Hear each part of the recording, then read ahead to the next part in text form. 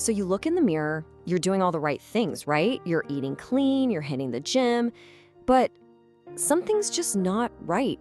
Your face, it feels a little softer, a little bloated, maybe even kind of heavy. And you think, it must be weight gain, I need to diet even harder. But what if I told you the problem has nothing to do with fat at all? Let's get into what's really going on here. I mean, it is so frustrating, isn't it? You are putting in all this work, you're being disciplined, but the person staring back at you in the mirror just doesn't seem to reflect that effort. It makes you start to question everything. But the answer, it's not in your workout routine or your calorie counting app. It's hidden a little bit deeper. You know, we're so quick to blame all the usual suspects. Maybe I gained a few pounds, maybe it was that cheat meal, not enough cardio, but the real culprit, it's this silent saboteur, an invisible hormone that's basically forcing your entire system into a state of high alert. And one of its biggest side effects, trapping water right where you can see it most, your face. So let's just go ahead and shatter this mirror myth, okay? The story your reflection is telling you isn't about gaining fat or having a lack of willpower. No, it's a direct physical sign of stress. So here's the bottom line. Your body is being flooded by a hormone that is literally changing how you look. This is a biological response, not some kind of personal failure. And once you really get that, once you understand what you're up against, you can finally start to fight back in the right way. All right, it's time to give this enemy a name. What you're likely experiencing is a condition that experts call cortisol face.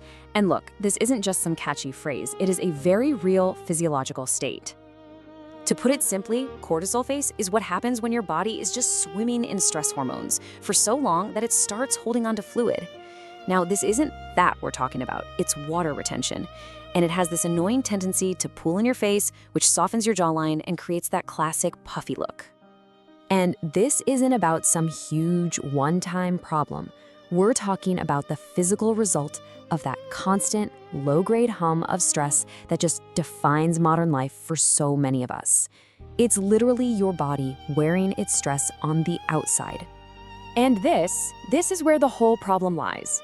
See, your biology is ancient. It's designed to handle a true life or death crisis, like, fighting off a tiger.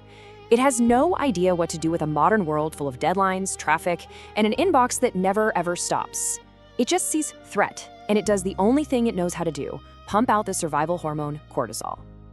So how does a stress hormone actually make your face puffy? It's not magic. It's a pretty fascinating and, frustrating piece of biology. Let's take a look at how your body actually sets this water trap for itself. It's really just a simple 3-step chain reaction. First, that chronic everyday stress means your cortisol levels are just always high. Second, that high cortisol sends a direct signal to your kidneys to hold onto salt, and wherever salt goes, water follows. It thinks it's preparing for a crisis. And third, all that excess trapped water has to go somewhere, and for a lot of us, it pools right in the face. So let's be absolutely crystal clear on this. This is not about you not trying hard enough. In fact, if you're trying to fix this by restricting your calories too much, your body might see that as another stressor and just double down on holding water. You're not fighting a lack of willpower here. You are fighting one of your body's most ancient survival programs. But here's the good news. We can outsmart it. Okay, so how do we trick the system? How do we outsmart this ancient programming? I've got 3 powerful, scientifically backed hacks that can help you finally turn off that cortisol switch. First up, we need to reset your body's master clock. See, most of us are starting our days in a way that just completely confuses our natural cortisol rhythm.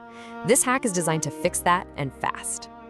So here's the deal. Your cortisol is supposed to be high in the morning, that's what wakes you up, and low at night so you can sleep. The absolute biggest mistake we make is grabbing our phone first thing. Instead, within 15 minutes of waking up, get 10 minutes of direct sunlight, no sunglasses. This sends a super powerful signal to your brain to start that cortisol clock correctly. A healthy spike in the morning leads to a healthy drop at night, which ends that chronic all-day drip of stress hormone. Next, you need a tool to manually hit the brakes on your stress response during the day. We're gonna do that by activating something called the vagus nerve. Just think of it as your body's built-in brake pedal. It runs all the way from your brain down through your body, and it directly calms down your fight or flight system. Okay, so this is a really powerful combination. You're gonna do a simple box breath. Inhale for 4 seconds, hold for 4, But here's the key, a longer exhale for 6 seconds. That longer exhale is what activates the vagus nerve. Now to really amplify it, as you're exhaling, gently press on your closed eyes with your palms. It's a direct physical signal to your body's rest and digest system. Just try this for 3 minutes the next time you feel that afternoon stress creeping in.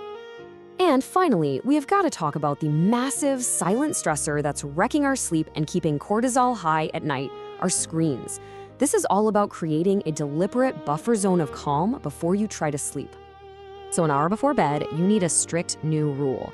No doom scrolling, no news, no stressful emails or conversations, period.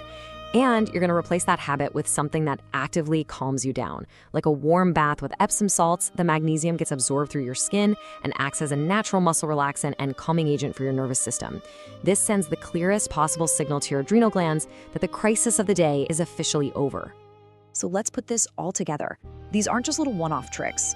When you start to combine them, you're not just fighting a puffy face anymore.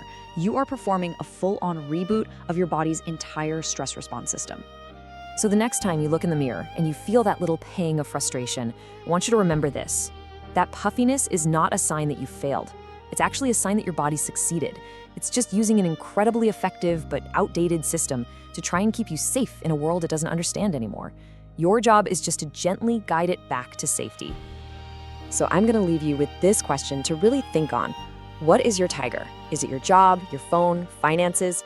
Identifying that one single biggest stressor is the absolute first step to taming it.